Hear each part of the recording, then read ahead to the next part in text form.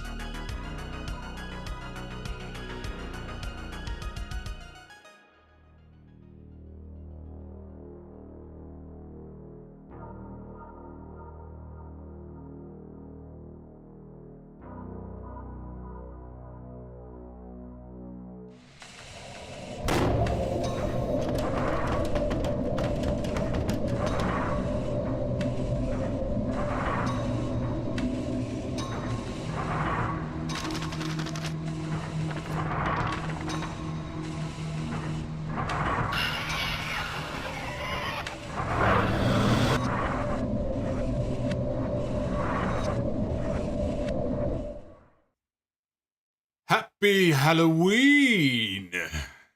Oh, yes. My favorite time of year. Only once a year. I wish we could do Halloween every day. But tonight you get me freshly squeezed. You know, WWE was very lucky. They were very lucky tonight because Game 3 of the World Series got rained out. And not only were they lucky that they didn't have to go against Game 3 of the World Series, but that means that SmackDown on Friday is going to be on Fox and not on FS1 like it was last week. So they dodged a bullet with that. But tonight, WWE was in Dallas. The first hour of this show went by very quickly. Thought it was a very good first hour of Raw. Then came the second hour, which was not nearly as good. And then came the third hour, which was more of the same. I will say that this was a better show than Triple H has given us the last 2 weeks. I was starting to worry that maybe there was a pattern developing where Raw was slipping back into the way it was a few months ago, but I thought tonight's show was a very middle-of-the-road show, but better than it's been the last couple of weeks. This was the final Raw before Crown Jewel on Saturday in Riyadh, and I think the build to Crown Jewel has largely been just a fucking bore. So I, for one, am going to be very happy when this show is over with on Saturday, so we can move past this and start promoting Survivor Series and start building to War Games, and things hopefully should pick up and become a little more exciting, because this just hasn't been a very exciting build to this show.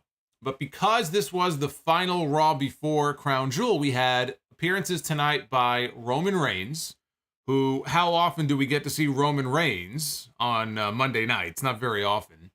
and Brock Lesnar. I know I scared a lot of people by putting Roman and Brock in the thumbnail together. I had fooled a lot of people into believing that maybe WWE was promoting yet another Roman Reigns Brock Lesnar match, but no, they were in the thumbnail because they both made their return to Raw tonight. Brock to build up his match with Bobby Lashley, Roman Reigns to talk more about his match with Logan Paul.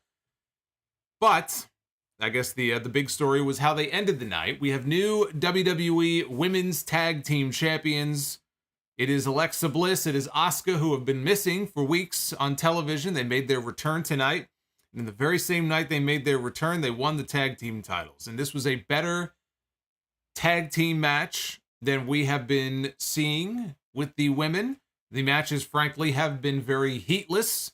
They have not been very good. Tonight was better. Damage Control, no longer tag team champions, though. So they crowned new champions. They had pyro shooting off. You would think that it was the main event of WrestleMania. They went out of their way to try to make it feel like a very big deal. The problem is there's no division.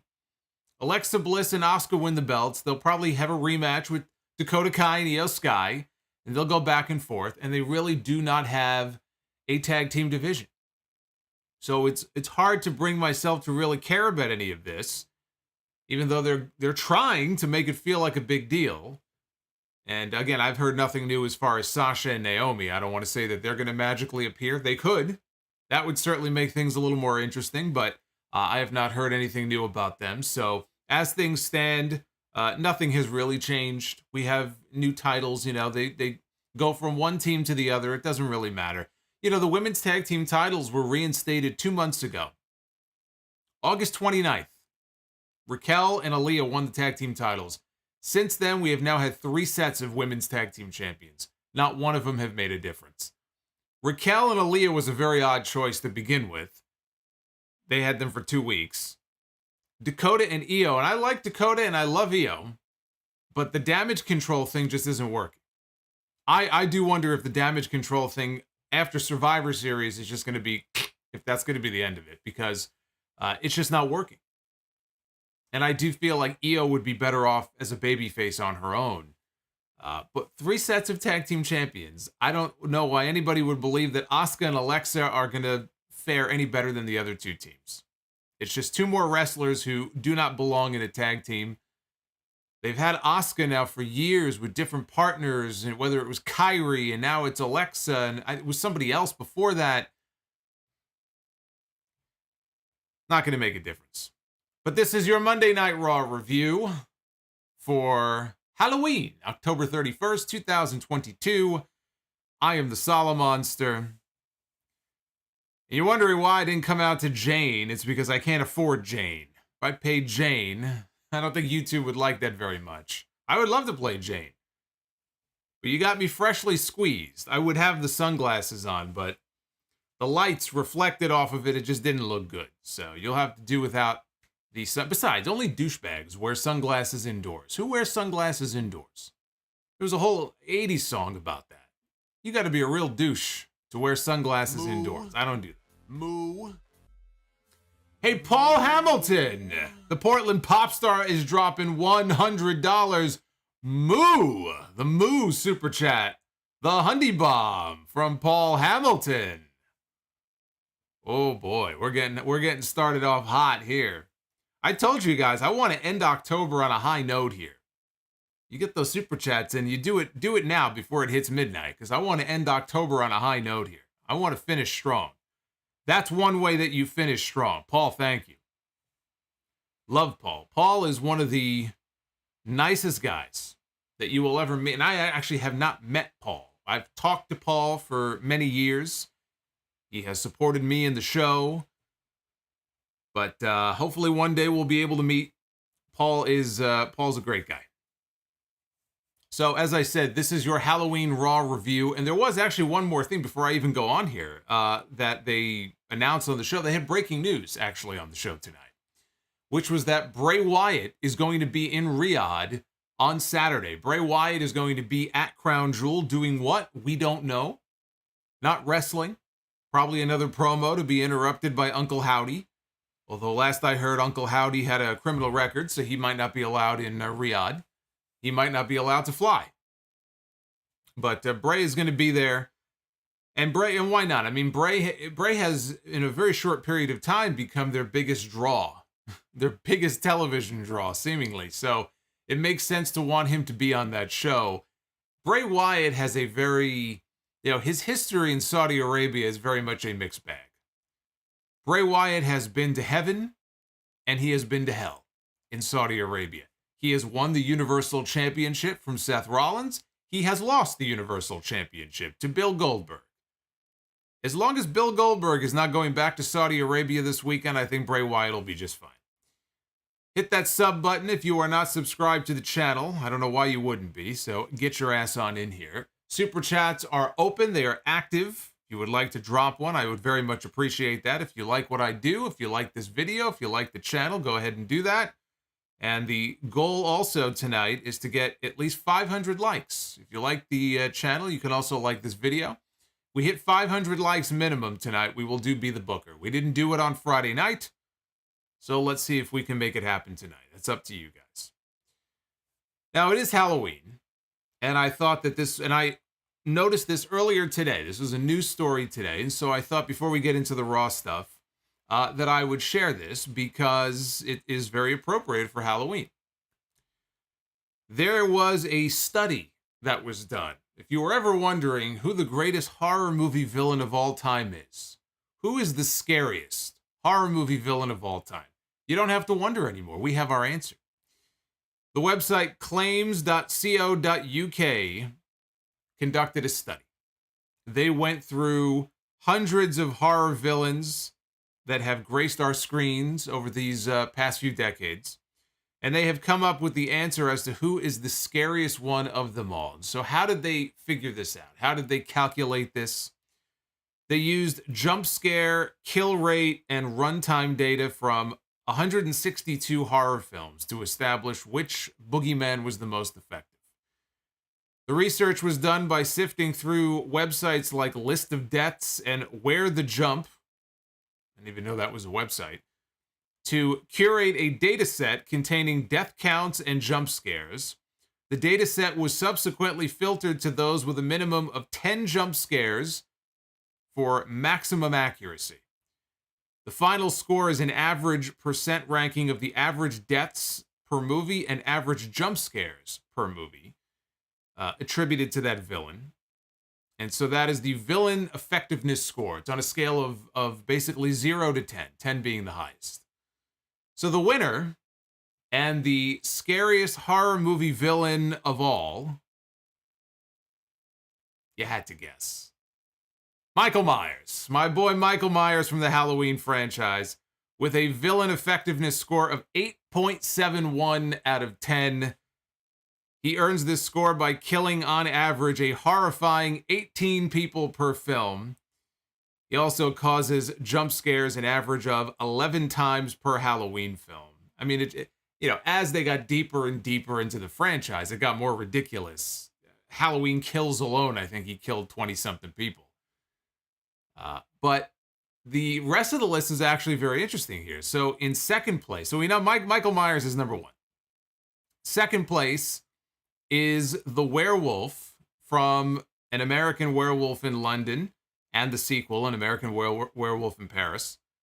That got a score of 7.74 out of 10. We had then in third place winner goes to Japanese U.S. horror's main villain, Kayako, from the Grudge films, who earns a score of 7.58 out of 10.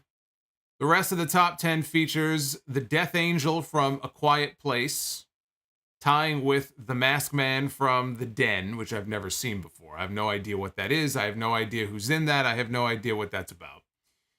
The Blob. We had a Blob on TV tonight in the trick or treat match that they had. We're going to talk about Otis a little bit later on. So we had the Blob tying with the Creeper from Jeepers Creepers. We had Ghostface next from the Scream franchise. And rounding out the list, last but not least, Chucky from the Child's Play movies and the Child's Play TV series. Chucky actually tied in the bottom spot with Bo from House of Wax. And so that is the complete list. No Jason. No Freddy. Missing from the list, but there it is. There's definitive research now about who the scariest movie villain of all time is. And his name is Michael Myers, and that should be a surprise to absolutely no one.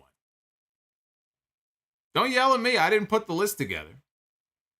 Don't look at me. I'm just reporting the facts here as they're being stated. So Raw opened. Let's get into Raw. I think that list was more exciting than the second and third hour of Raw tonight. Raw opened with Bianca Belair, the Raw Women's Champion, taking on the no longer a superhero. She's back to being NXT crazy Nikki Cross. So the superhero stuff is completely gone. She was on TV last week. She was wearing like a denim jacket. She had her hair done up differently. This week, it was like that never even happened. This week, it was right back to the way she looked before she started with all the superhero stuff. Nikki trapped Bianca inside the ring apron, between the ring apron and the ring skirt, heading into the first break. She jumped on Bianca's back, put her in a sleeper hold. Bianca fell backwards on the floor. That's one way to break the hold. And so while both women were down on the ground, here comes Dakota Kai, here comes Io Sky from Damage Control. They ran out and distracted the referee. Bayley, meanwhile, while the referee was being distracted, Bayley showed up and ran Bianca into the ring post. They're going to be wrestling on Saturday in Riyadh, last woman standing match. Nikki recovered. She took out Bayley at ringside, and then she got back inside. She knocked Io off the apron, ran her into the barricade, got back inside. Bianca was waiting for her, and Bianca dropped Nikki with the KOD and pinned her to win the match.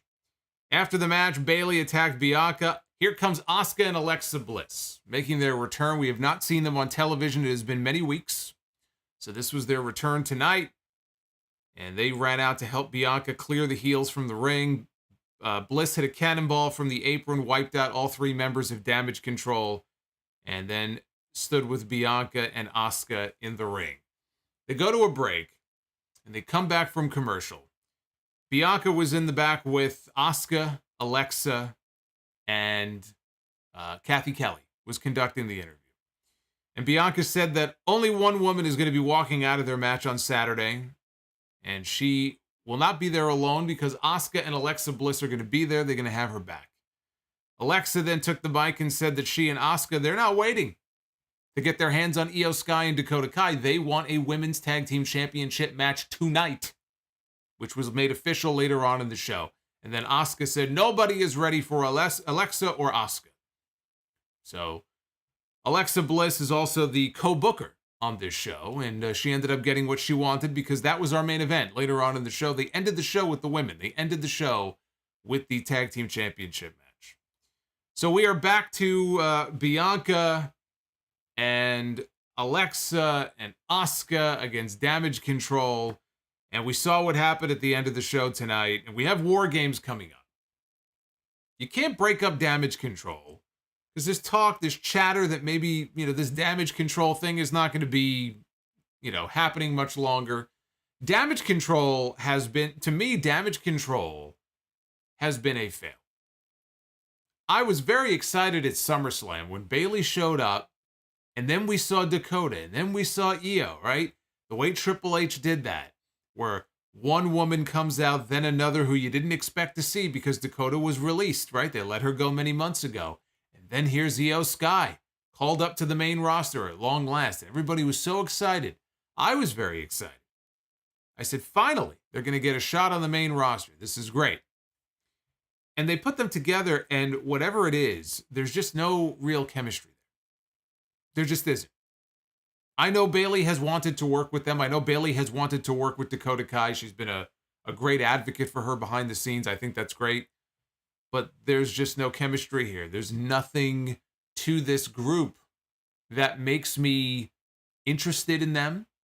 They're out there sometimes. It just feels like three different parts that were put together that don't fit. If you were doing a puzzle, these pieces don't fit together. So I don't know how much longer they're going to go on with this for. They get virtually no reaction when they're out there in these matches. It's just not working. Could it eventually work? It could, but I'm just thinking that coming out of Survivor Series, it might be good to just sort of part ways and move on and just say, you know what, this just didn't work out. But we are heading into War Games. And so it would seem as if you're going to have Damage Control on one side. You can't break them up before War Games. But it looks to me like you're going to have Team Bianca and you're going to have Team Bayley. You're going to have Damage Control on one side with one or two other people. Maybe it's Nikki Cross. Maybe it's somebody else. Maybe it's somebody from SmackDown, right? It doesn't have to be a Raw exclusive match. On the babyface side, you'll have Bianca. You'll have Asuka. You'll have Alexa. I believe we're going to get Becky Lynch back on TV next week. I think Becky Lynch is about to make her return. When she does, she will be a babyface, and she will be part of Team Bianca. They can call it Team Becky, I guess, but it really should be Team Bianca since she's the champion. But you can see the formation of a women's War Games match taking place. We don't know what side Nikki Cross might fall on if she's part of that. We don't know where Candice LeRae fits into all this. Remember, I was very skeptical when they did that segment. Was it last week? It might have been last week, where Dakota was in the back with Io and Bayley, and they attacked Candice, but we didn't actually see it. You know, we heard a commotion, but we didn't actually see the attack. I'm still not convinced that Candice LeRae isn't going heel and linking up with Damage Control. But again, this Bayley faction just is not, it's just not working. So they tried it. Not everything is going to be a home run. We had a split screen sit down interview with Bobby Lashley and Brock Lesnar, who are on a collision course at Crown Jewel coming up this weekend. And it was a split screen, Bobby in one studio sitting in a chair. It was supposed to be Brock in the other sitting in a chair, but as they were miking up Bobby, there was nobody in the other chair. We went to a break. We come back. Bobby is there. There is no Brock. There is no Brock. It's like having a political debate where one person doesn't show up and you're talking to an empty podium. That's basically how this thing started out here. So Bobby Lashley is saying that Brock's been ducking him for the past 20 years. And he said, had Brock not been ducking him for the past 20 years, that he would have exposed him like he did at the Royal Rumble earlier this year. At Crown Jewel, it's going to be no different. He's going to expose Brock for who he really is. And that is a Bobby Lashley wannabe. With that, all of a sudden, in the arena live, we hear Brock Lesnar's music. And out comes Cowboy Brock. He comes down to the ring. He's wearing a Megadeth shirt. He said that he didn't come to Texas to have a sit-down interview. He said that he came to Texas to do it the way that Texas does it. When he visits the good folks in the state of Texas, he wants to do it the way they normally do it, and that's to fight. And he told Bobby that he obviously didn't get the memo, and even if he did, he said that he couldn't read it. So he told Lashley to get his ass out there for a beating. And we could see Lashley sitting in that chair in studio, pulling the mic off. He gets up out of his chair. He disappears. And he comes walking into the arena. He's, rolling up his sleeves. Brock sees this. Brock isn't going to wait for him. So Brock gets out of the ring. He's going to meet him halfway in the aisleway. And he tries to tackle him down. Wrestlers, half the locker room, it looked like, spilled out from the back. You have wrestlers. You have referees. Chad Gable was out there. Otis was out there. Matt Riddle was out there. He had a flip-flop in each hand, waving him around. I don't know what the fuck he was planning on doing with these flip-flops. He was apparently trying to break up the fight with them. Had he gotten within 5 feet of Brock Lesnar would have taken each of those flip-flops and stuck them right up his ass sideways. So it's a good thing for Riddle he didn't get too close to Brock. We know what Brock thinks of Matt Riddle. But I saw Von Wagner out there from NXT. Duke Hudson was out there. Von Wagner and Duke Hudson, I believe, were a tag team tonight. They had either a dark match or it might have been on actually main event.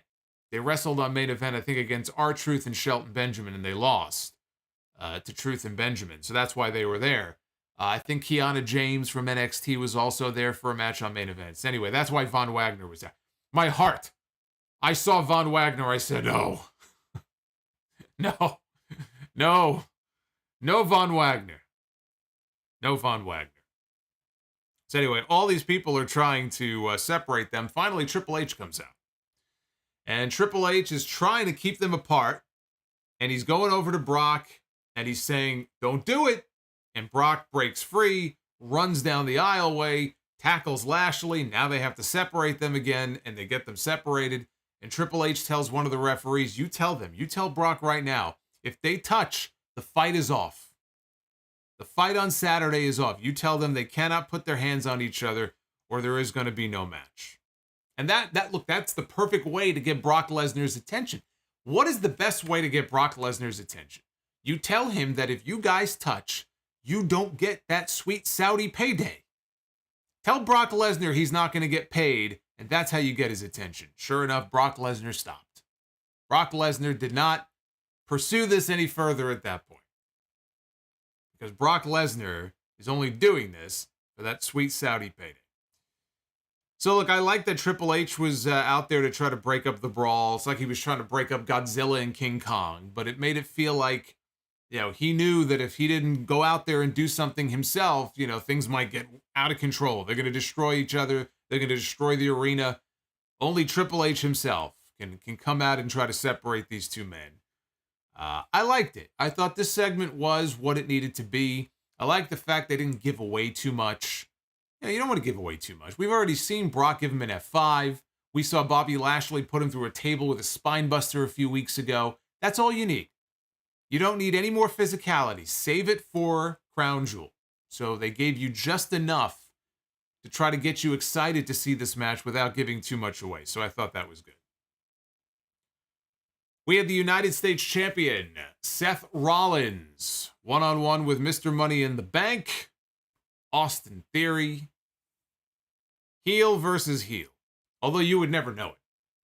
You would never know that it was heel versus heel just based on the reaction to Rollins and the fact that the crowd was singing along to his theme song. At one point, he even gave somebody in the front row a high five. He was playing babyface in this match. Maybe they're testing the waters for a Seth Rollins babyface turn, which the timing on that could not be any worse if Cody Rhodes is going to be on his way back in the next couple of months. I just think that would be kind of nuts to turn him now when Cody is on his way back. He and Cody may end up wrestling at WrestleMania again. They're not going to do Cody and Roman. They could very well go back to Cody and Seth for the U.S. title.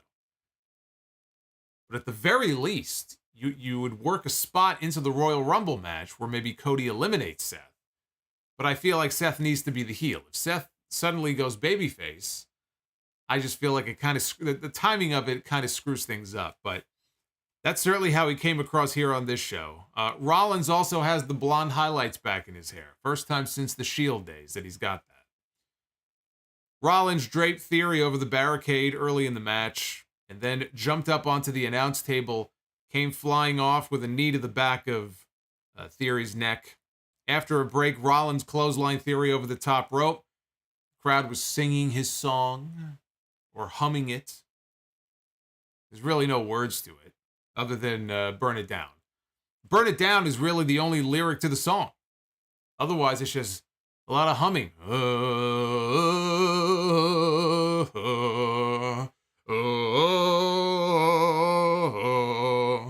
That's the whole song. You're not really singing it. You're kind of humming it, right? And now that I've done that, it's kind of catchy, actually.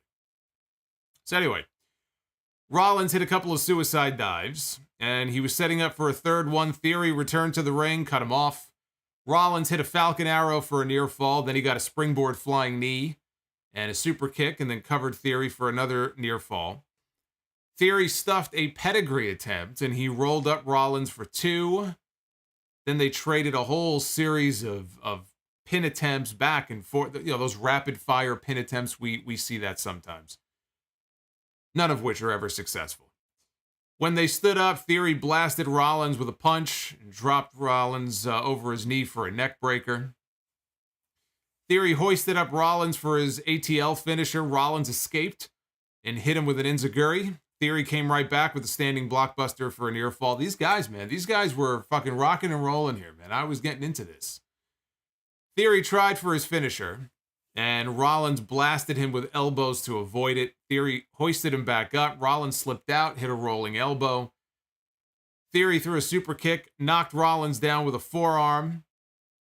And Theory was talking some smack. He was trying for a pedigree. Rollins reversed his way out of it. He kind of tossed him into the air, and he, kind of like a flapjack. And once Theory landed face down on the ground, Rollins was already halfway to the ropes, and he came off. He hit the stomp, got the pin. This went almost 15 minutes, and they had an excellent match. This was the best thing on the entire show. These two guys went out there, and I thought they fucking killed it. It was a competitive back-and-forth match. Rollins basically worked babyface by default because the crowd hated Theory. They did not share that same level of hate for Seth Rollins. And look, Theory lost again. The match where he beat Ali a week or two ago is one of the only matches I could think of that Theory has actually won in the last few months. He has been just a perennial fucking loser since winning the Money in the Bank briefcase, which is the MO for a lot of people who win the briefcase. They have the briefcase, we can beat them, especially if eventually they're going to cash in and be successful. Now there's talk that they might try something a little bit different with Austin Theory, where they have him hold on to that thing for the full year. And it comes down to the final night. And they do a gimmick where it's like, all right, you got 2 hours left to cash that briefcase in, right? They've never done that before. They've done almost every other thing you could possibly do when it comes to Money in the Bank, including having someone cash in the main event of WrestleMania. That would be interesting. And supposedly it's being talked about. Nothing is confirmed or anything like that. But, think about it. It makes sense. If he's going to cash in and be successful, it's not going to happen anytime in the next few months. He's not cashing in and taking the championship from Roman Reigns. So they have time, right? We're not going to get another Money in the Bank pay-per-view probably until, they did this one in July. We don't even know if there's going to be a Money in the Bank pay-per-view. They're talking about possibly moving the Money in the Bank matches to WrestleMania like it used to be, which I'm in favor of. But I assume that the time limit would still apply where he would have until the beginning of July of next year to cash in and to, have his championship match, even if there's no Money in the Bank pay-per-view. But that would be interesting. We have not seen that before. But my point is, even though he lost again, he didn't lose anything by losing this match. What he has done consistently, Austin Theory, is proven that he can hang with the top guys in this company. We have seen him in the ring before with people like Bobby Lashley. We have seen him in the ring before with Seth Rollins and with some other big names that they have on that roster. And he's able to go out there and have good matches and very good matches in some cases. So this was another in a long line of very good matches that we have seen him in. And I like the fact that we had a clean finish. Very rare. 2 heels, one-on-one, back and forth, competitive match, clean finish. I thought this was easily the best thing on the entire show. We had an SUV that was in the back, pulled in. Who comes out? Roman Reigns and Paul Heyman. The tribal chief has arrived on Monday Night Raw. They are making their way into the building. And speaking of acknowledging people, I'm not going to sit here and acknowledge Roman Reigns. I'm going to sit here and acknowledge Paul Hamilton, who just dropped another $100 super chat bomb here on Halloween, right at the stroke of midnight. Love it. Love it. Paul, you are the man. He timed it perfectly, too, right at midnight. We start November with a Hundy bomb. I love it. So, Roman Reigns has arrived. The undisputed WWE Universal Champion, making a rare Monday night appearance. None of the other members of the Bloodline were there. This was only Roman Reigns and Paul Heyman, making their way out to the ring. He was greeted by chants of Usi, which brought a smile to his face. He told Dallas to acknowledge him. He said not to worry. He's got Sammy and Jay out there in the world working on being more Usi. He said, enough with all the Usi talk, though. He said, let's be real for a minute. For over 2 years now, he has been going out there and hyping opponents up for all these matches, all these pay-per-views, right? He keeps going out there. He keeps smashing them. He called himself the greatest of all time. And he's going against the guy that's had 2 matches in his entire career. So he says, there's no way I'm going to be out here hyping up a match with an outsider like Logan Paul. Because the tribal chief will not do that, but the wise man will. He gave the microphone to Paul Heyman. Paul Heyman introduced himself. Good thing he did, because I never would have known who he is. But I said a few weeks ago, right? Always very important to introduce yourself and let people know who you are. So you got to come out on TV and say, my name is Paul Heyman. Heyman said that Logan Paul has steel screws inserted into his punching hand. He also noted that Logan has been training with Shawn Michaels down at the PC, which is true. Heyman said Logan would still get smashed by Roman Reigns, and he said that if there's one thing that Roman Reigns cannot tolerate on the island of relevancy, it is an outsider. And then we heard the Miz's music. And out came Miz. He was wearing this neon green outfit looking like a fucking highlighter. Comes to the ring. And he calls Roman Reigns his tribal chief. And he acknowledges him. And he said that nobody in WWE knows Logan Paul better than him, because he's the one who basically brought Logan Paul into the company. He brought Logan Paul into WWE. Roman should have dropped him right then and there. It's all his fucking fault. He brought this guy into the company. I don't know why Roman didn't drop him on the spot. He said that if Roman helps him, because he has a lot of problems. He's got this match tonight with Mustafa Ali. He's being stalked by this deranged psychopath. He said if Reigns helps him before his match with Ali tonight, then he would help Roman figure out how to neutralize Logan Paul. And Roman asked if Miz was trying to cut a deal. You trying to cut a deal with me? And he said that, I have a question first. He said, yes, Miz. He goes, why is everybody talking about Logan Paul knocking me out? And then before he could say anything else, Roman jumps up into the air and he delivers a Superman punch. And he knocks Miz out cold. And then he finishes his thought. He says, when what they should be talking about is what if I knock out Logan Paul? And with that, Roman took his leave. He walked out of the ring. As he was walking to the back, he yelled into the camera that he was tired of being humble. He says, this was my show. I am the head of the table. I am head and shoulders above everybody else. This is mine. This camera is mine. It's all mine. And he walked to the back. I did think it was goofy seeing Miz out cold from one Superman punch. How many times in Roman Reigns matches have we seen him deliver the Superman? Multiple Superman punches. And he can't put the guy away. So that was a little silly. But, I mean, it's The Miz. So, what more could be said, right? It's The Miz. You need somebody to look goofy and like a fucking joke, you use The Miz. That's why they love him so much. You can use The Miz for anything. He's a great utility guy. You need him for comedy. You want to make somebody look like a joke. Every now and then they get serious with The Miz. But more often than not, it's usually just some comedy stuff. So anyway, he played his part there, but I'll be very happy after Saturday because the build for Crown Jewel has just been a bore. I have been supremely entertained by all of the other stuff with the Bloodline. Except for this. What build has there really been for Roman Reigns and Logan Paul? They did the press conference initially to announce it. They had a couple of segments on TV. Logan Paul showed up. He did a little promo. The stuff that's going on elsewhere in the Bloodline is far more interesting to me than anything that they've done involving Roman Reigns and Logan Paul. It's just some marquee match for them to do. Fine. Do the match and let's be done with this so we can get back to what matters the most, which is what is going on within the ranks of the Bloodline and how is this going to play into War Games at the end of this month.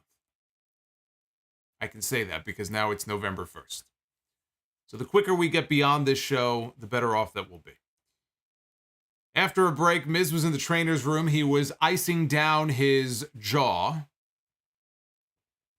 Got to flex my little denim shirt here. I gotta give the weak thumbs up too. Is my thumbs up. I had my orange juice here. I don't know what happened to it. I was going to pour some OJ. Miz is in the trainer's room. He's icing down his jaw when Kathy Kelly told him that Johnny Gargano filmed a sit-down interview earlier today with Byron Saxton. It was going to be airing later on in the night. It was going to be a tell-all interview.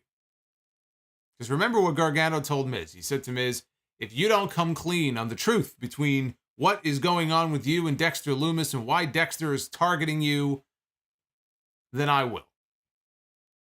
And so she told this to Miz, and Miz said the story should not air unless it is verified by multiple sources. That's good journalism. He threatened WWE with a defamation lawsuit that would make Johnny Depp and Amber Heard cringe. Mustafa Ali walks into the room. He says it's a shame that we can't have our match tonight. He said that they say everything is bigger in Texas.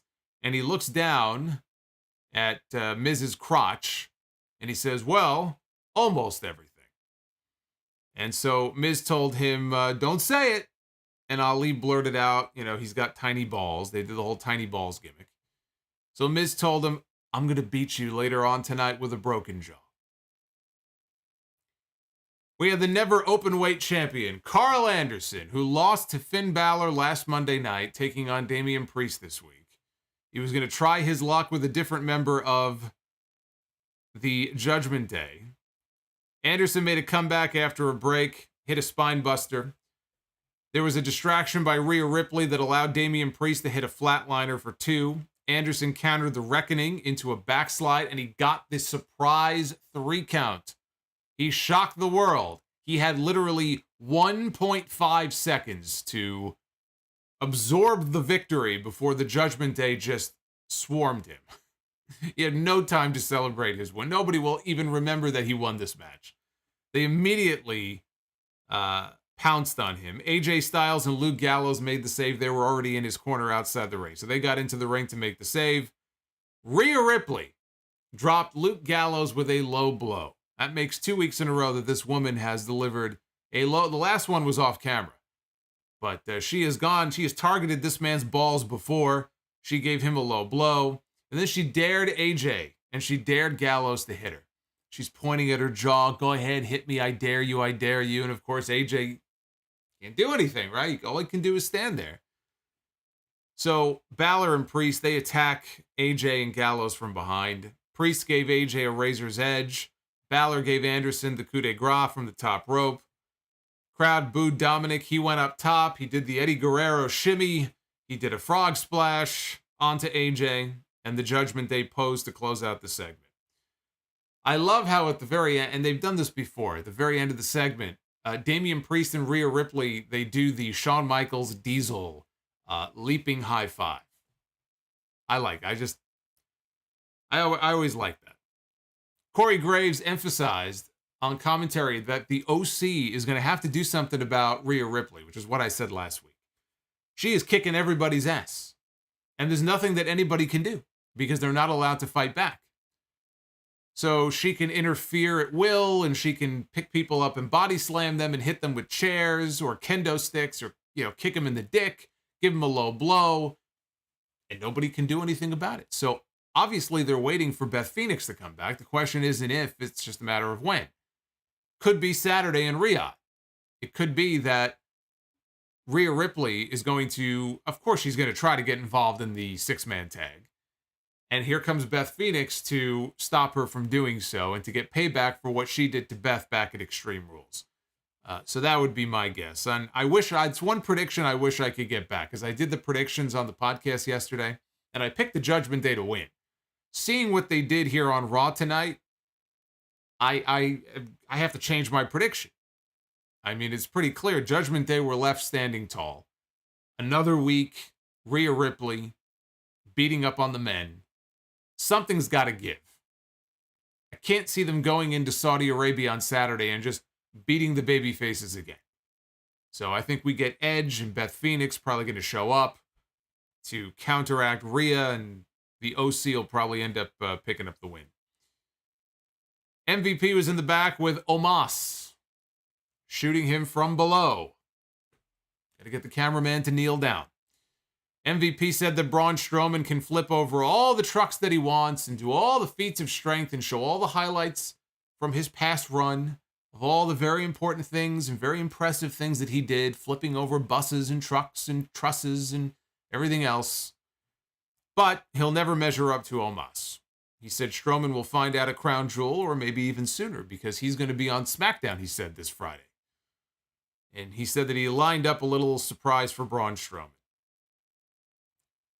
Then it was time for JBL and Baron Corbin. They were out next. Actually, JBL was out first by himself. And they cut to commercial. When they came back from commercial, JBL's music was still playing. Or if you've ever been to one of these tapings, the way they do it is, they cut to commercial. They'll kill the music. They'll play a gazillion promo packages or commercials on the big screen.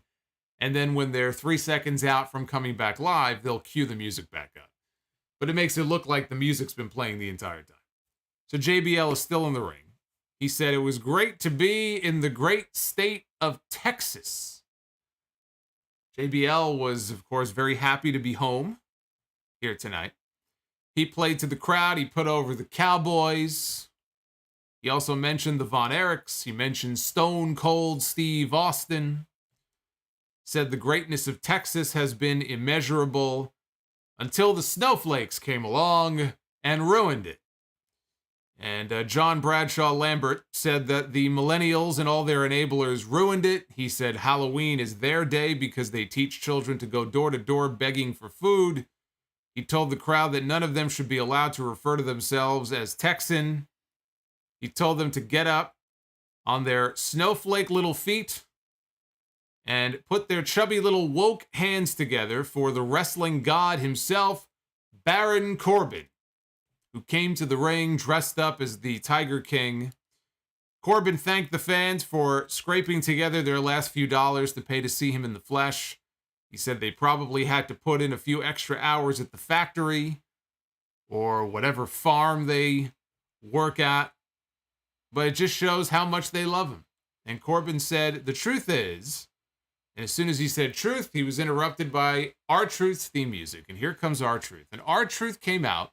He was dressed up as a cowboy. He had a stuffed horse between his legs.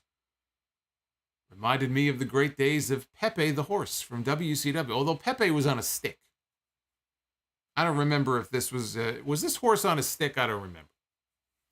I've never eaten horse on a stick. I've had beef on a stick. I've never eaten horse on a stick. But I do remember Chavo and Pepe from WCW. I wonder where Pepe is right now. Pepe probably went to the glue factory many years ago. Either that or he's decomposing somewhere. But I miss Pepe.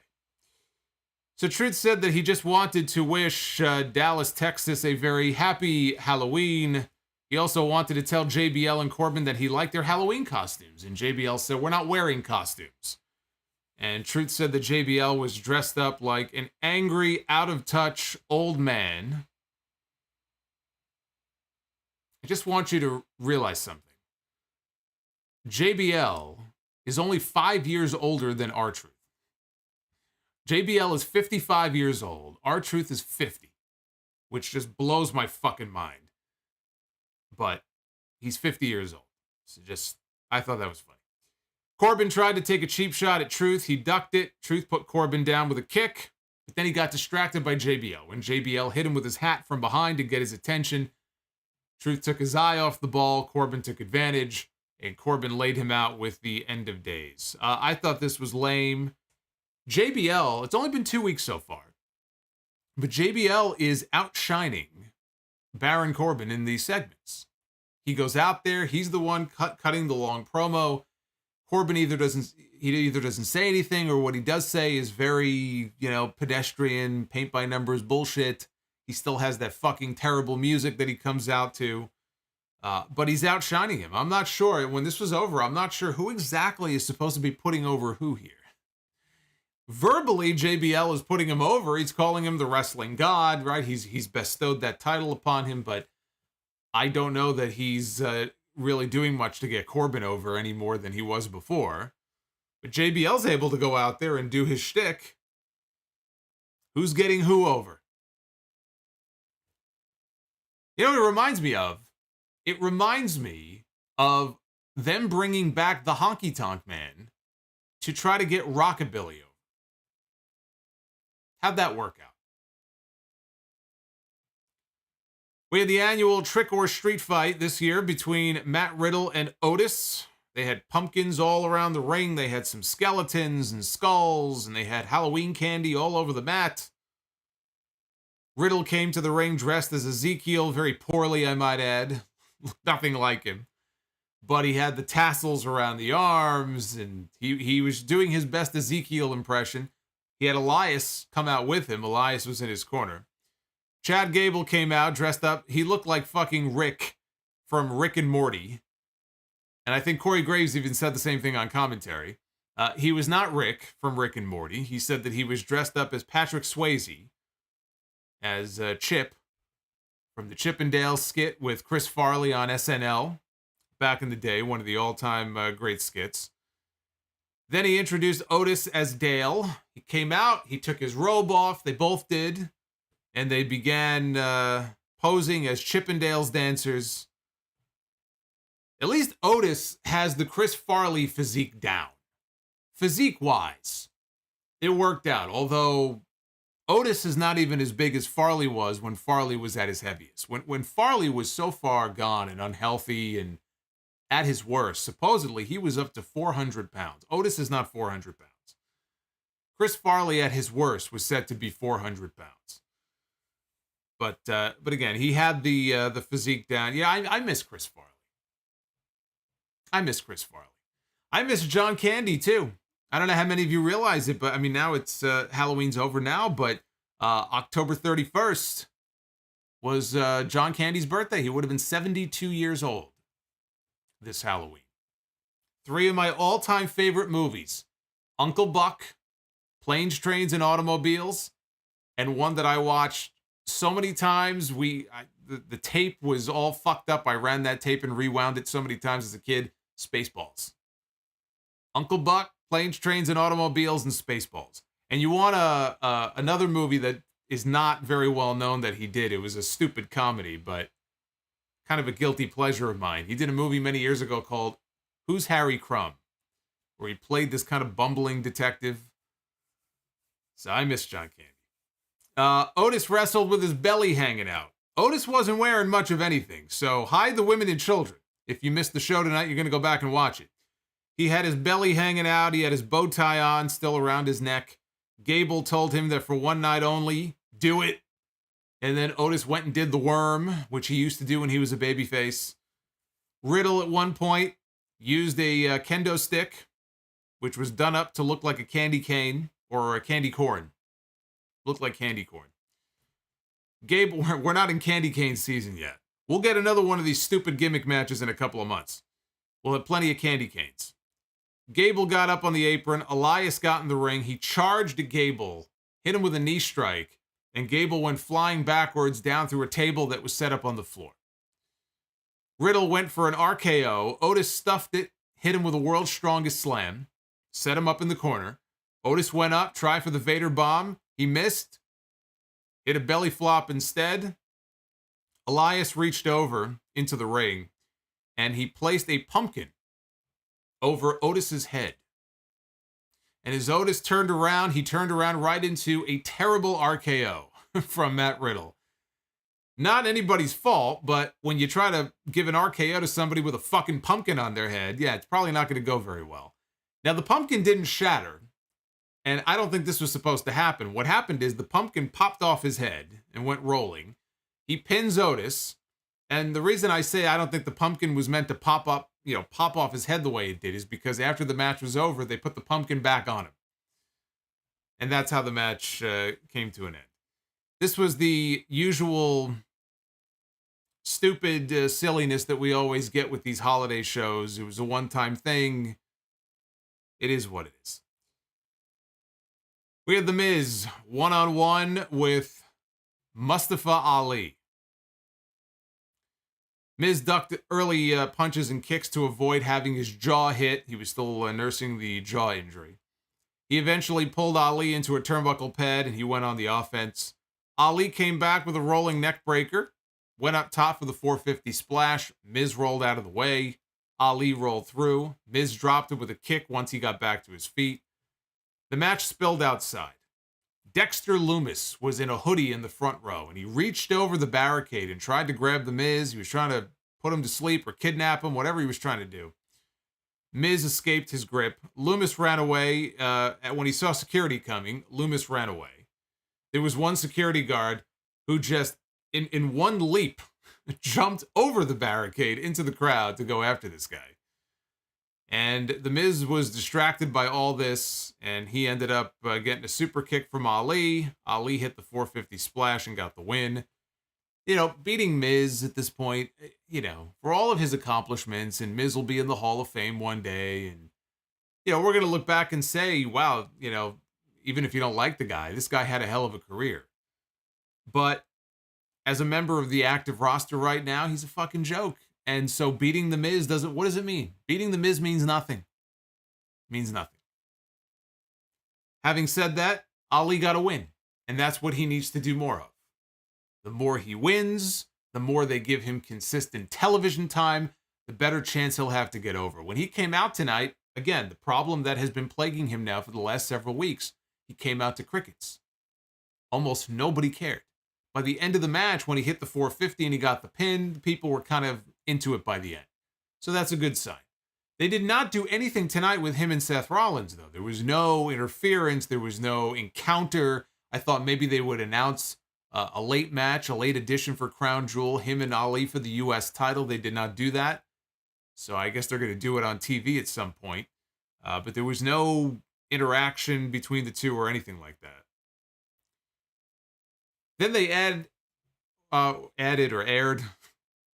They aired a segment called WWE Investigates.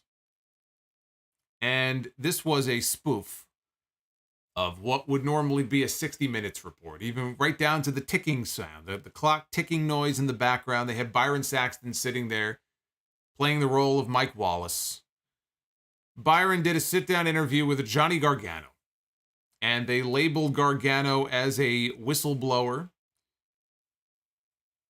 And he was here to expose the real reason that Dexter Lumis hates The Miz, which The Miz has pleaded ignorance to. I have no idea. That's what he's been saying. I have no idea why this guy hates me so much and has been stalking me. Gargano explained first that Dexter married into Johnny's NXT family. This is how he knows him. He married into the NXT family of the Garganos. But after the wedding, their family fell apart. Dexter lost his job. He fell on hard times. They didn't say why Dexter lost his job. They only said that he lost his job. And he said it took a toll on his psyche. And The Miz swooped in and took advantage of it.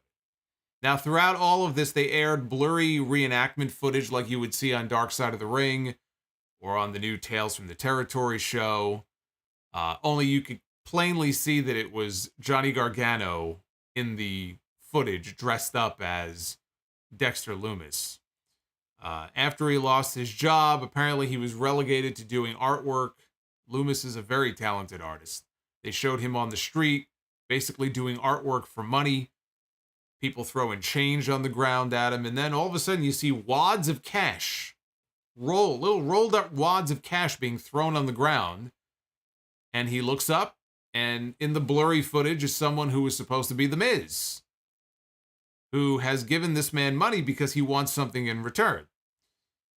Then, the night that Gargano made his Raw debut back in August in Canada, might have been Toronto, he said he was backstage and he overheard a conversation with Miz and Lumis, which was not much of a conversation. It was a one-way conversation because Lumis is a fucking mute. He doesn't talk. But he did what anybody would do. He used his phone. He took his phone out to record the audio of the conversation, which he then played for us. And we could hear The Miz's voice on the audio. And The Miz is telling Lumis that you were a little snug tonight with that sleeper hold. And he said, he thought that it was working. Their plan was working. He said the people are really buying into it. Miz said that he would pay Lumis half up front and then the other half once the job was done. Gargano said that he believed that Miz was paying Lumis to stage all of those attacks. Now, why would he do that? Why would The Miz pay somebody to beat him up on TV and kidnap him and stalk him? Well, according to Johnny Gargano, and Johnny Gargano is no WrestleVotes.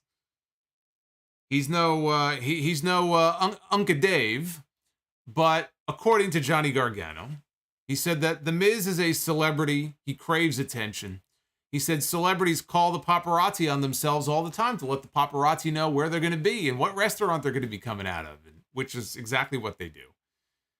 Gargano said, I know that because I've done that once before with a client. Gargano said that Miz wanted attention. He called it disgusting and vile. Footage aired of Loomis dragging Miz away into the crowd on one episode because Byron was pushing back and saying, well, if what you say is true, then, for example, how do you account for this? And when, Loomis did this to him and all these different situations. But Gargano in one piece of footage pointed out, as Dexter was kind of dragging him off through the crowd, he goes, Miz is barely fighting back. He's a good actor here. He's barely fighting back here in this footage. And Byron said, yes, but what about the steel cage match where The Miz was challenging Bobby Lashley months ago for the United States Championship?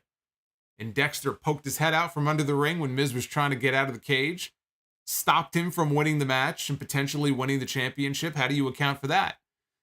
And Gargano laughed and said, he knew he wasn't going to beat Bobby Lashley. He knew going into the match that he had no chance of beating Bobby Lashley. So it was all orchestrated as part of the plan. That was his way of kind of explaining his loss to Bobby Lashley. He blamed his loss on Dexter Loomis, preventing him from climbing out of the cage. So Gargano said he believes that Miz stopped paying Loomis. He never paid him the rest of the money that he owed him. And so now Loomis is basically going after him for real until he gets what he's owed. And Saxton said that this was a shocking development, and he thanked him for his time. So apparently Mike the Miz is Jussie Smollett, based on this development here tonight. This was not the explanation I was expecting. I don't know if they're going to go with this as the reason. Just because Johnny Gargano said it doesn't necessarily mean that this is going to be the ultimate truth in this storyline. Well, let's assume that it is. Let's assume that that is the story that they're going to go with here. I like the idea that they tied it back into the idea that Loomis lost his job and needed the money. Because otherwise, why would Dexter Loomis even bother with The Miz, right? But if he was desperate and he needed the money, and The Miz was offering him money, and he was offering him money to basically beat him up every week, it's believable enough. You could conceive of such a thing happening. You could also conceive that, The Miz is a fucking cheapskate who would stop paying this guy, and now this guy is going to be fucking him up for real. So, again, not the explanation I was expecting, kind of convoluted, but I like that they at least took the time to try to plausibly explain how any of this would possibly make sense. And I am done with this storyline. I don't know, you can only milk that cow so often before the cow has no fucking milk left. They have milked that cow dry. The cow is dry. Right? We had Paul Hamilton before drop the $100 moo super chat. That cow ain't mooing no more. So I'm ready to move beyond this already.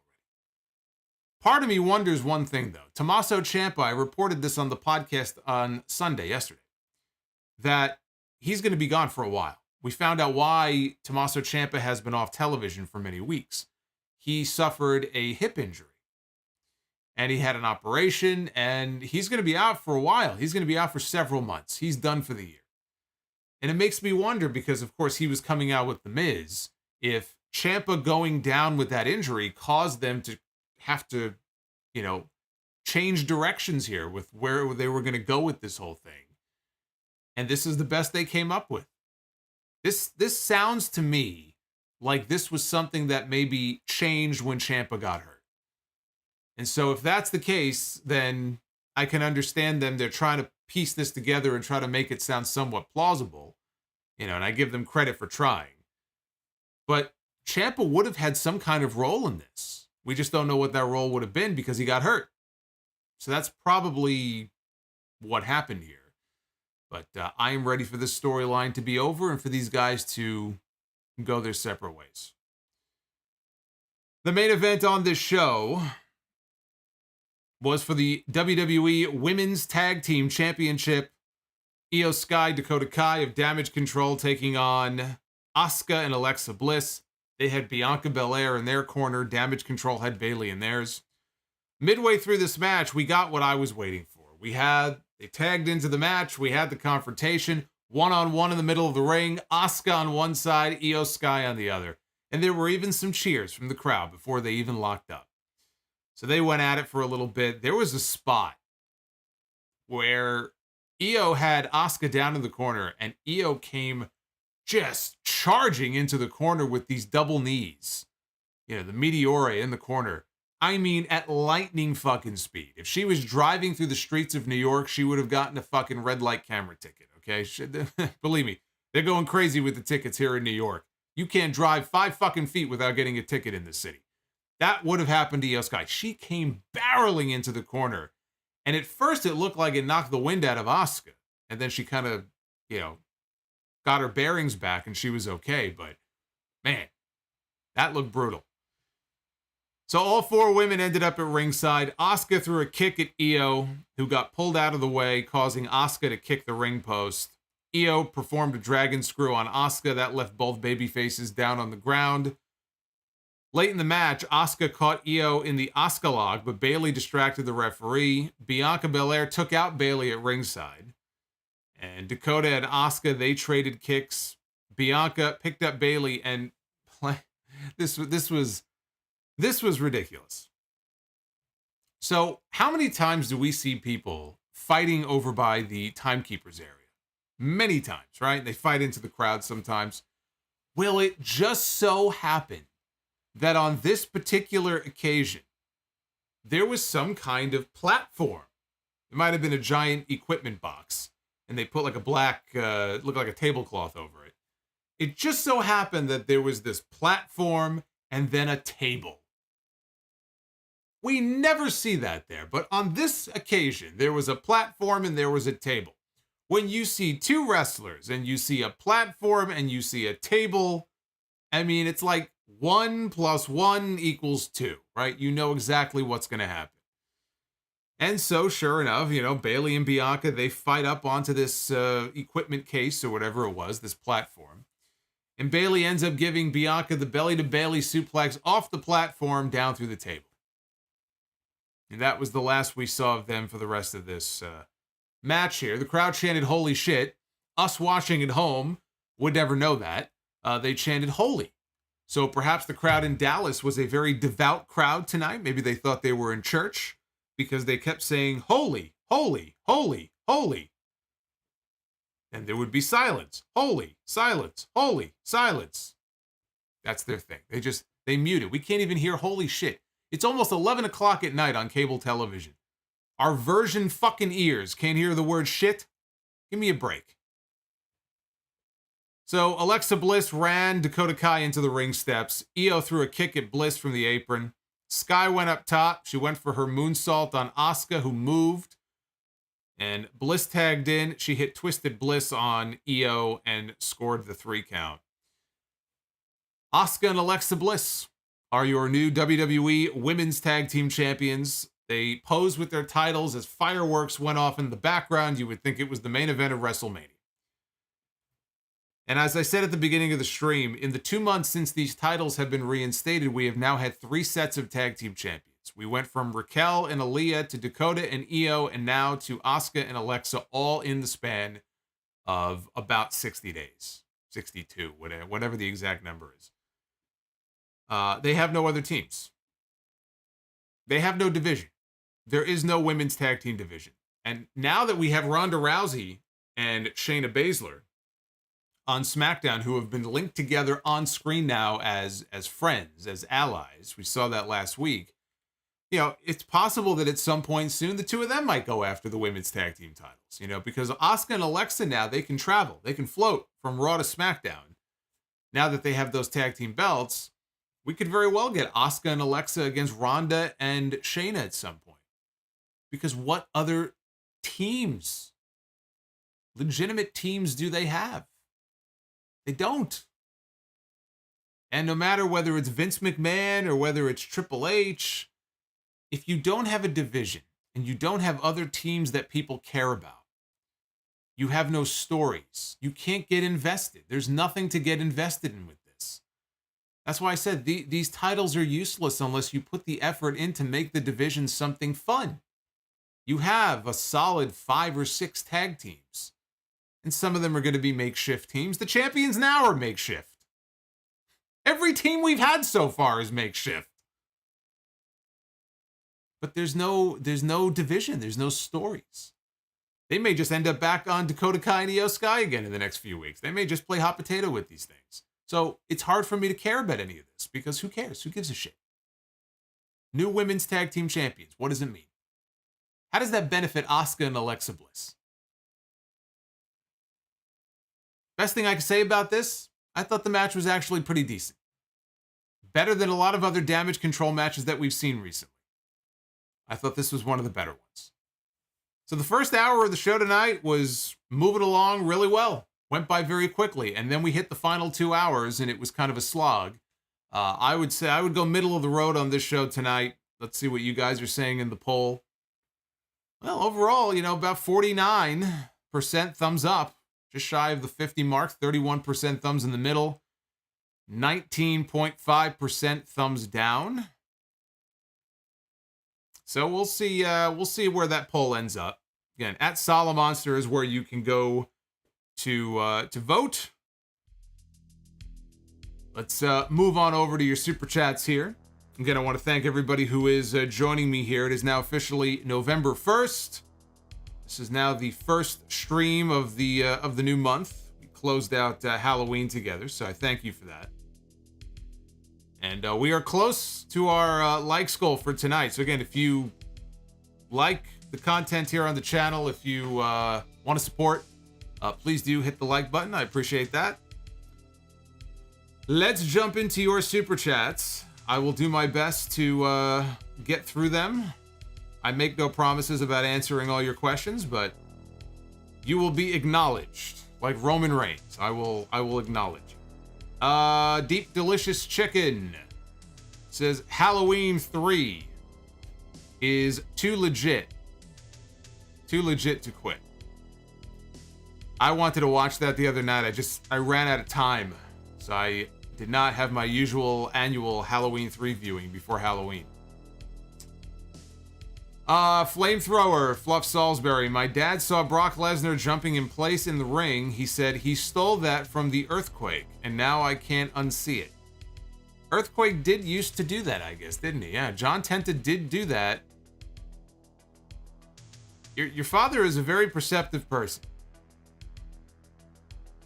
Shinakuma with the $5. You said, come in costumes, so here I am wearing the pig mask from Saw with a red jumpsuit, and I'm just going to sit in the corner here next to Mox.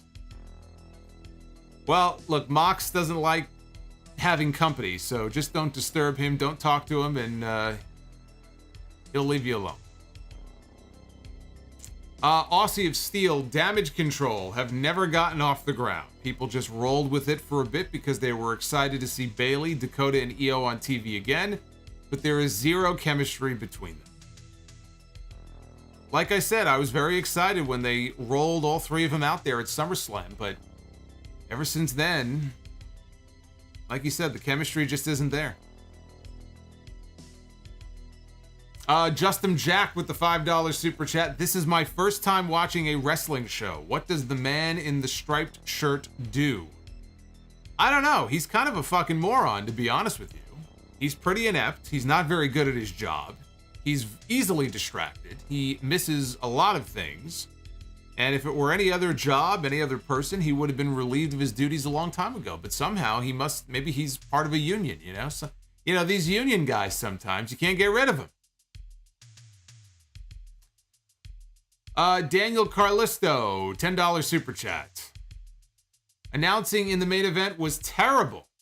Corey has to carry them all the time because Kevin gives no emotion to his calls. Happy for Alexa and Asuka. Hopefully it leads to a good program. Yeah, Kevin Patrick just isn't very good. He's just not good in that spot. There's no emotion there. There's just nothing. It's just a straight call. Jay Baker, H made Damage Control just to ruin them. What the fuck? It wasn't working, brother. It wasn't working. Can't blame Triple H for that. Kevin Dunn's Beaver, could you remind me of who you are? I'm the Solomonster, damn it. That is who I am. B Money 04. Thank you, B Money 04. I am not talking about that tonight. But B Money, thank you, brother, for the $4.99. I appreciate that. Rizzo with the $20 super chat. Rizzo says, good evening, everyone. AEW, I noticed, is in Chicago in a couple of weeks. That should be a very interesting Dynamite. If you were Tony Khan, how would you handle that show? I am guessing that show is going to be hijacked. The reality is, you can only do so much. You can only do so much. There's nothing you can do. The crowd is going to hijack the show. All you can do is give them the best possible exciting show that you can, non-stop action, to try to keep their mind away from that and keep them focused on what you're doing in the ring. You're going to have people who are going to chant things. Look, when Kenny Omega and the Young Bucks come back, they're going to be showered in CM Punk chants. We had 7 fucking years of CM Punk chants. Get ready. We're going to have another 7. That's just how it is. There's nothing you can do. Keep your head down, focus on your show, give people something that is exciting, that they will be able to focus their energy on. It'll drown out the other chants. That's all you can do. Or just don't book Chicago anymore. But that's really all you can do. You already booked the show, though. You're kind of stuck. C Moonsault, Impact needs Vince Russo back. Do you agree, bro? No. Dick the Cock Johnson, Dakota at this point would have been better off not going back. No. I disagree with that, actually. Where would she go? Where would Dakota Kai go? AEW? You think she would be that much better off in the AEW women's division? Because I don't. X-Raven with the $5 super chat. Raw is in a weird state right now. Filler and mediocre segments deflate the momentum of good parts in this long show. Go back to longer matches, in my opinion.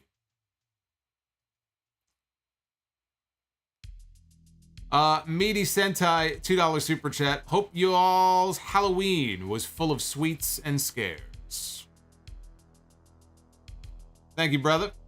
Josiah Ball with the $5 super chat. Happy Halloween, Solo. I dressed up as MJF, and if WWE is able to get The Rock, then what do you do with Cody going into WrestleMania? I think Cody ends up back with Seth Rollins if they don't do Cody and Roman. Paul Hamilton with that first $100 bomb from earlier tonight. His first of 2. Paul, you're a beast. I love it. Thank you, Paul. Rodimus Prime, decent show compared to the last 2 weeks. Anytime Corbin comes on, I immediately turn the TV. Not a fan of the gimmick at all. That's why I call him Boring Corbin. King Bling Blah, give us a Solomonster childhood Halloween story. Now, I have a Solomonster Halloween photo. It's up on my Facebook page. So anybody who is connected to me on Facebook, I put that picture up earlier. If you want to see the angriest looking Robin, not Batman, Robin, that you have ever seen in his footies, you go take a look at that photo. I said, happy Halloween. What's so happy about it? I should have queued it up here for the stream, but I forgot. King Bling Blah. Thank you again for that super chat. Lupo Della Luna. You dressed as OC too. Nice. Happy Halloween. Well, happy Halloween to you as well. King Bling, Bow Wow against Swerve. I think Bow Wow can pull it off. Yeah, I saw Swerve called out Bow Wow, and Bow Wow, I think, either started training with Rikishi some time ago or said he would and didn't. Because he was supposed to be getting into wrestling, and then it's kind of like Paige Van Zandt. She was supposed to go start training with Gangrel. She showed up for one training session. Gangrel said she hasn't been back since. Which just goes to show you, you can appreciate somebody like a Bad Bunny or a Logan Paul that much more, because if they want to get involved and if they're going to get them involved, those guys have shown not just an aptitude for it, and Logan Paul is a natural at it so far, but they take it seriously. They show up, they put the work in. Paige Van Zandt showed up once, disappeared. She's more interested in putting up pictures on her OnlyFans. Well, that's great, but she clearly has no interest in doing the pro wrestling thing. Bow Wow, I don't know how interested he is either. Dr. Dakota Scorpio. To be fair, Jason is still stuck in space somewhere. Is that why he wasn't on that list of the greatest horror villains? BCOM, see clearly Von Wagner has potential, but it takes time. I can't get over that name. I just can't get over that name. Paul Hamilton. 9 p.m. in Portland, Oregon. Kids time to put your silver shamrock masks on. Silver shamrock. All the little kids putting the masks on, and the masks melt their heads down. Then bugs and snakes crawl out of it. I'm telling you, Halloween 3, man. It's an underrated film. Uffman Entertainment, where are the bomb effects for Paul Hamilton? Well, people bitched about it, so I got rid of them. But Paul knows. Paul knows what I think of it. Liquid Sharingan, who are you again? What are Dean's thoughts on Kevin Dune? I don't know who Kevin Dune is, but if we ask Dean, fuck Kevin Dunn. That's pretty much his thoughts right there. There you go. GCC 305. First off, happy Halloween, Solomonster, and happy Halloween to you as well. Thank you for the $20. Says, thanks for the review. While I'm here overnights at work, I have a buy or sell. You saying wait till Sunday to listen to the podcast, or Tony Khan saying not gonna answer that at this time? Well, you gotta buy on me, because eventually I do tell you. Tony Khan simply will not tell you anything. I'm telling you, if you tune in, I will tell you what you want to hear, and then I tell you. Tony Khan doesn't tell you anything. Plus Ultra Adrian with a $9.99. Happy Halloween, Solomonster. I'll be watching Halloween 3 and Pearl for the first time tonight. P.S. I watched Halloween 1978 a couple of nights ago. It aged like fine wine. Still an amazing movie. Not a drop of blood in that entire movie. It's dread, it's suspense, it's the music, it's the shape. 40 years later, actually 45, right? It's like 45 years later, something like that. The movie still holds up. Bigger match from our buddy here, Mr. Give Me. Bigger match, Bianca against Jade or Sasha against Jade? I mean, the bigger match is Sasha and Jade, just from a star perspective. Bianca and Jade, you have two women who are very physically fit and very physically strong. I mean, Sasha is a fucking string bean compared to them. Sasha would be the bigger star, to be honest with you, to be in that match. So I don't know if you're referring to star power or if you're referring to the match itself, but to see Bianca and Jade in there doing power spots, I think would be cool. But Sasha Banks in there with Jade Cargill, I mean, you get all the star power there. Preston Ridiculous, John Candy, The Great Outdoors. There you go, brother. The Great Outdoors is another one. Of course, he had his cameo in Home Alone also. Matic, Gay Magician, Raw, Vince booking, SmackDown is Triple H booking.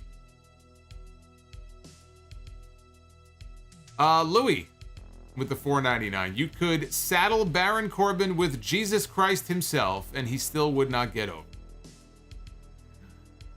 Rizzo with the $5. Kevin Patrick and Vic Joseph are bad. I think this was a mistake by Triple H letting Jimmy Smith go and replacing him with Kevin. Kevin Patrick is not a good fit for that spot. I smoke a lot of weed. $1.99. Buy or sell theme, Big Show's or Kane's Slow Chemical. Kane's Slow Chemical. Great fucking song. Great song. Rizzo with the $20 super chat drop from 6 minutes ago. One of the only funny Stephanie McMahon moments was when the CM Punk chant started. She said, "Keep it going for another minute and you'll last longer than Punk did in his fight." I love the podcast as usual. Thank you, Rizzo. I forgot about that.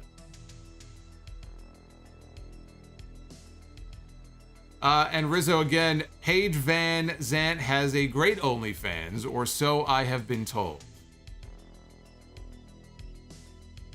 I'll take your word for it. She's a very attractive woman. I'm just saying, she doesn't seem to really be as serious as we were led to believe that she was about getting involved in pro wrestling, or else she would be training for it.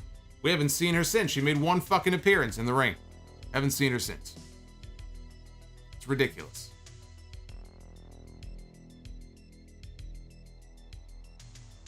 Fire Panda is coming in with a super chat. Hey, Fire Panda, thank you for the $5. Says, not that I want to give you less, but the $2.79 super chat option doesn't work for me. Can you please explain? I have no idea. There's no specific option for that. So I don't know what you're talking about, but Fire Panda, good to hear from you on Halloween. And Gabriella Valentine. Buy, rent, or sell Freddy's Dead, Jason X, and your favorite Halloween resurrection. And happy belated 50th birthday to... Happy belated 50th birthday and happy Halloween. Happy 50th birthday? Really? Well, I'm the best damn looking 50-year-old you'll ever see.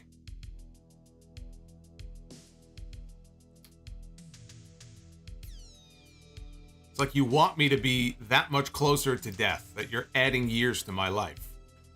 I thought you liked me, Gabriella. What are you doing? Blank from FF. Am I a fan of the Hellraiser series? Not really, no.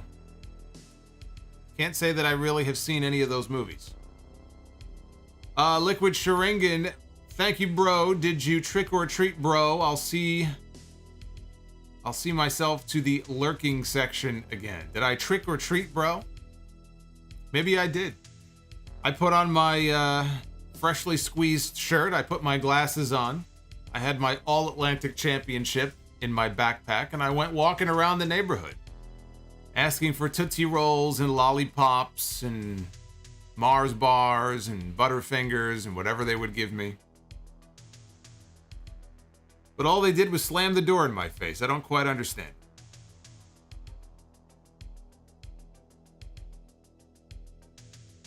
Dr. Dakota Scorpio found the Mist show randomly on Netflix. Gonna watch the first 2 episodes and let you know my early thoughts on the AEW review stream. You do that. I saw the movie, not the series. Wink the Cosmic Grandma. Logan Paul called out Andrew Tate. Who do you pick? I hope they beat the crap out of each other. Rizzo, for the record, chat, my friend told me about her OnlyFans. Oh boy, Rizzo is really being very defensive about this. You know what that means. You know what that means. I mean, this is like Food Hive and Smurfette. They're very defensive about these things. Love Live, favorite and least favorite Halloween candy. I don't really have Halloween candy like I used to, because there's a lot of them I can't have anymore. I used to have like Snickers bars and stuff, and I can't eat any of that anymore. Candy corn I never liked. I don't know. I don't understand the appeal of it. I just think it's gross. I don't know. Candy corn and cotton candy I never understood. But favorite Halloween candy, I would say... I don't know. I don't know if I have a specific favorite Halloween candy. No. Not really. I smoke a lot of weed. Buy or sell Randy's LK theme or Cena's basic thugonomics? Probably Cena. I'd go Cena. Andre Israel. What was the scariest part of your Halloween? Watching the Otis match tonight. That was the scariest part of my Halloween. And Dr. Dakota Scorpio. Should I watch the movie instead of the TV series? Yeah, watch the movie for sure. You could watch both, but I would definitely watch the movie. The movie is worth a watch. You can do both. It's not a one or all, you know, you can do both. You can watch the movie and then you can watch the TV series. That's fine. Oh my goodness. Oh boy, oh boy. So Halloween is over, which means now we move on to Thanksgiving. And then after Thanksgiving, we have Christmas, right? Deck the halls. Always love the holiday season. Get very festive here on these streams. What do I think of Dave Meltzer being on video now? I think he cleaned up his room from what I saw. His room used to be a fucking fire hazard. The last image I saw of his office over there, it looked like it was all cleaned up, unless he was in some other room in his home. I always loved the picture, the old picture of him sitting in his office, and then just papers everywhere, newsletters, papers all over the floor, right? Paper everywhere. And then in the far corner of the room is this one little fire extinguisher. Like, dude, like, if anything happens, like, that's not going to save you. It's just not. Especially to keep it in the far side of the room instead of the side of the room where you're actually working on your computer. That was always very weird to me. Groovy Goose. Is Raven the only wrestler to win singles titles in WWE, WCW, ECW, and TNA? Or is there someone else? I'm sure there's someone else. I don't know who it is offhand, but I'm sure there's someone else. Juan Ocampo says his birthday week commences. Cannot wait for Thursday. Hey Juan, happy birthday. Alberto Ortiz was at Raw tonight and was sports entertained. I'm glad you enjoyed it. You didn't have to see Otis in HD. You were probably sitting up in the cheap seats or something. You were probably, he probably looked like a little tiny ant. We had to watch him in HD tonight. It wasn't very pleasant. Fire Panda. I am on mobile and it gives me a set amount to scroll through and send. The 279 stopped working for me for no reason and I don't know why. Just pick a different option. It's not the end of the world. It's all good. There are things to get upset about in life. That's not one of them. Louis, which borough makes the best New York pizza slice? Brooklyn, of course.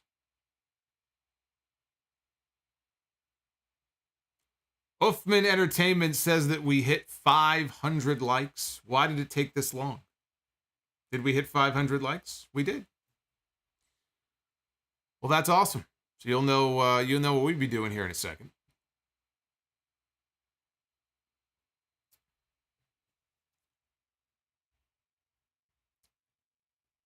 GCC 305 says, thanks for reading my chat. Gave me a good chuckle. Also, didn't you have the Crypt Keeper do a Solomonster Sounds Off intro for you? No, that was a birthday cameo that somebody got for me. So the voice of the Crypt Keeper, in the Crypt Keeper voice, did a birthday greeting for me, which was very cool. Because I was a big Tales from the Crypt guy when I was younger. The TV show and some of the movies, Bordello of Blood, and so that was very cool. Plus Ultra Adrian, now it is noodle pudding season. Oh boy, yes, Thanksgiving. I'll be at my cousin's house for Thanksgiving. He does that noodle pudding. We talked about this last year. I put the picture up on Twitter. I'm all over that noodle pudding. I can't wait. Rizzo says, do you listen to any podcasts other than yours? There are some I try to check out when I can, bits and pieces of, and wrestler shows too sometimes. The Kevin Nash one, you know, because I always love the rapport between him and Sean Oliver. So I don't listen to the full shows or anything because I just don't have time. But I try to check out clips when I can. And there's a few other ones. We've got Bogus Fan. Just got home from the show. Had some fun. May have left during the main event to beat traffic. Hope it has been a good stream. Are you saying that you didn't care about the women's tag team titles and you left during the match? How dare you? How dare you? Don't let people know that. They'll jump all over you and attack you for it. I Smoke a Lot of Weed says, thoughts on Nacho and Gus from Better Call Saul as characters. Nacho was great. Gus was great. Mike is still my favorite. Mike is still my favorite of all the characters, though. Aussie of Steel, question about New York City. Why is Staten Island never featured in movies or TV shows? It seems to be the forgotten borough. That's exactly what it is. Because it's too fucking far away. It's out of the way. It's a pain in the ass to get to. So people don't talk about it because it's a pain. I have a couple of friends who live over there. Gotta go over the bridge. Forget Staten Island. Don Juan, noodle pudding. I'll stick to my banana pudding. Hey, brother, you stick to your pudding and I'll stick to mine. You do your thing and I'll do mine. All right, let's be the booker. Ladies and gentlemen, it is now time to be the booker. We didn't get to do it on Friday night, but we get to do it tonight here on the Halloween stream. Mr. Ozone with the $5 super chat wants to know, am I a choice in Be the Booker? Yes. Yes, I am. Let's kick things off here with the men. Let's book some matches. Let's see. We begin with the Rated R Superstar Edge with his Rated R Superstar Championship belt there around his waist. Hey, Food Hive! There's Bushwhacker Solomonster.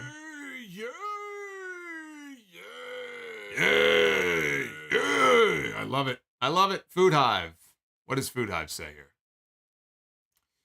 Food Hive says, I watched Halloween Resurrection and the funniest thing was Busta Rhymes yelling at what he thought was a Michael Myers imposter, yelling, I left the back door open for ya. That's what I did. Stares at him for 5 seconds and then walks away. Yeah, you could tell by watching that movie that Halloween Resurrection is garbage and why it is ranked typically as the worst of all the Halloween movies. And hey, Gabe Sanchez, thank you for the ba.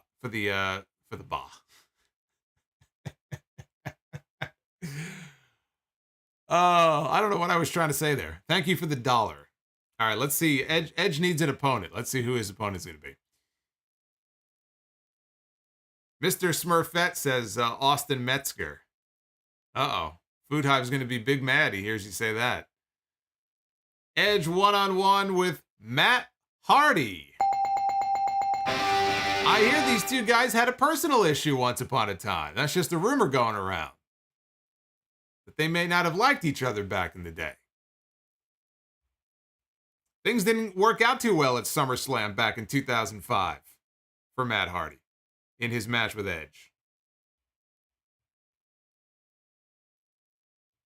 Let's go to the ladies. Be the booker. Let's book ourselves a match here. We have got Piper Niven. I'm not calling her by Dewdrop anymore. Hopefully, in the very near future, that Dewdrop name will be a thing of the past. And she will once again be Piper Niven or whatever name, Viper, whatever name they want to use for her. We've got Piper Niven going to be stepping into the ring with Shayna Baszler.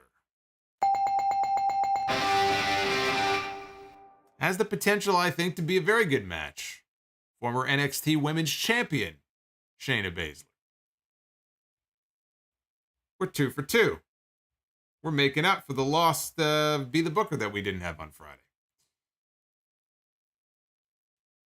We begin here on the tag team end with Stone Cold Steve Austin and Dude Love. Former WWF Tag Team Champions, in fact. One of the unlikeliest of teams. Austin and Dude Love getting into the ring with the Shield. Seth Rollins and Roman Reigns. We just went 3 for 3, boys and girls. A perfect night. The hat trick in Be the Booker. You love to see it. You love to see it. Stone Cold and Dude Love against Roman Reigns and Seth Rollins back from their Shield days would be a fucking awesome match. One of my favorite tag team matches of the last decade was Roman Reigns and Seth Rollins against Cody Rhodes and Dustin Rhodes. Goldust. Battleground. 2013. I'm sure that would have been a fucking great match. Rizzo with the $10 super chat. My apologies for all the chats. Hey, by all means. It says, how is this idea? If he can physically do it, have Bray Wyatt squash Goldberg and retire him. His contract is up soon anyway, and it would be a fitting way to get Bray a huge win. I don't want to see Bray and Goldberg back in the ring together ever again. I don't want to see it. I don't want to see them in the same ring. I don't want to see them in the same room. I don't even need to see Goldberg back in the ring. Goldberg, I don't even know that Goldberg has a match left on his contract. I've heard conflicting things, that he has one match left. He did another interview and said that his deal is just about up with WWE. I don't know what his status is, but I want to forget the history of those two, and the best way to do that is to just keep them apart.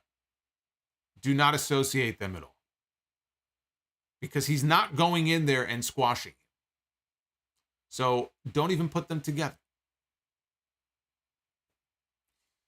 Bogus fan can neither confirm nor deny that I don't care about the women's tag team titles. And Ren the Cynic, is Sami Zayn in Be the Booker? I don't think we have seen him. He should be, but that's actually a good question. I don't know. I will have to check and see. I will check and see. If not, well, either way, we should probably get a photo of him. Actually, you know what? He is in there. He is in there because I put the image in there of him with the honorary Us shirt. So it was recently I updated the Be the Booker video. So he should be in there. But he may not have been in there up until just a few weeks ago, though. So that'll be a fun addition if we land on the honorary Us at some point. Food Hive says, what movies did you watch this October? Oh, I don't know. I watched a whole bunch of random ones. I'm about to watch one from Netflix that looks pretty good that keeps popping up. I see the advertisements for it. Or I saw a trailer for it called The Good Nurse. So I'm gonna try to watch that this week. There's a horror movie. Oh God, what's it called? Forgot the name of it. This one's on Netflix. I was going to watch that this week also. I don't remember the name of it. I have it written down. Maze wants to know, of all my wrestling memorabilia, what do I consider my most prized possession? Whew. Well, I've got two magazine covers that are signed, or two magazines that are signed.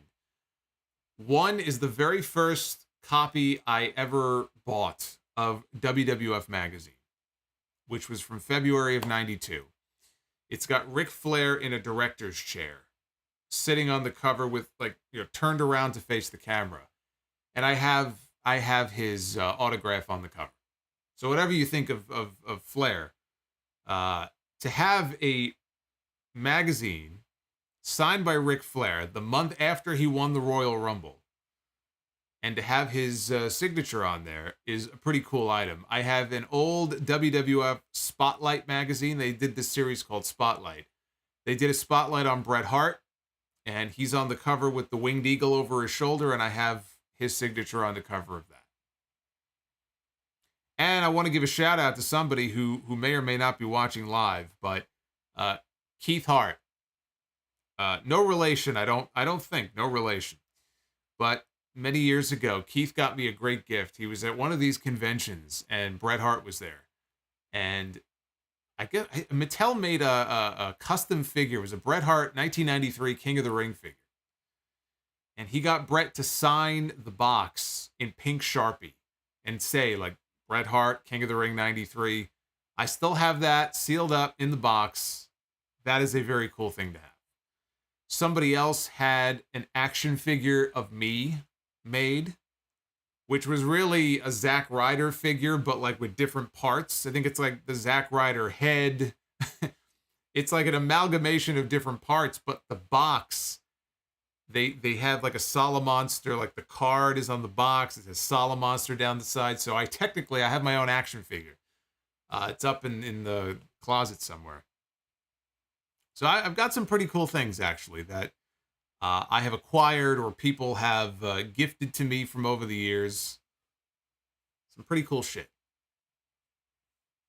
I am blessed.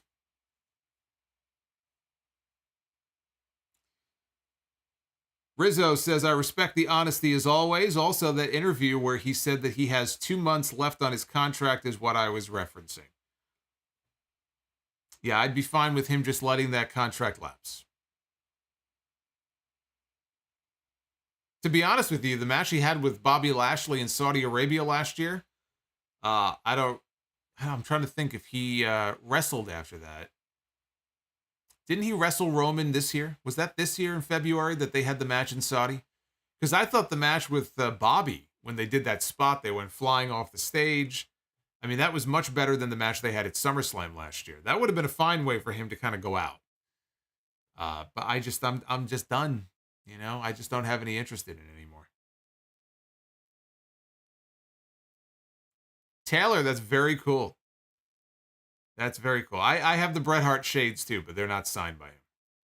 I was not one of the little kids in the crowd that he went over to and put the shades on. But I bought, when they used to sell them many years ago, many years ago, I bought a pair of them. So I have those. I have those somewhere. You can't see out of them. Fucking blind as a bat in those things, but I have them somewhere. Andre Israel, $5 super chat. From 0 to 100, what is the percentage that you dress up as the gobbledygooker for next year's Halloween? I'm going to go less than 0 on that. Where would I even get a gobbledygooker costume? I know he's got like golf balls for eyeballs, but they don't even sell a gobbledygooker costume.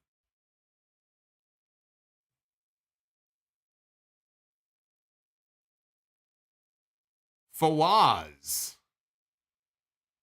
says, hello, brother. 4 days, buddy. Back where it all started.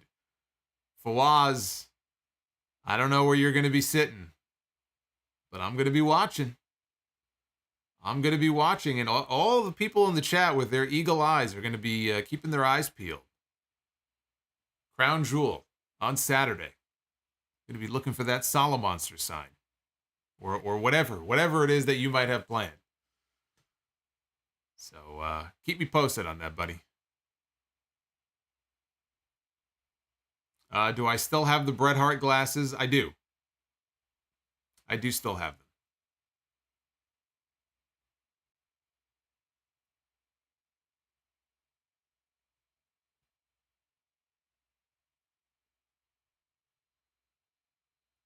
Uffman, WWE has the costume.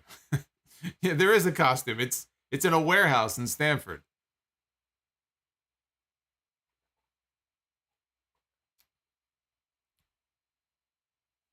That's where the costume is.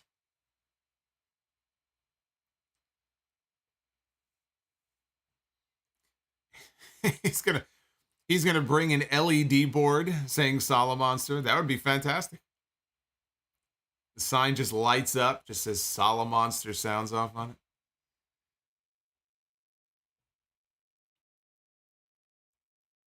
So just to keep you guys posted on the schedule here, before I get out of here, Wednesday night is the next time I'm going to be back with you live. So technically tomorrow night. We're going to be doing the AEW Dynamite review. And I saw that they just added a Ring of Honor TV title match. It's going to be Samoa Joe against Brian Cage.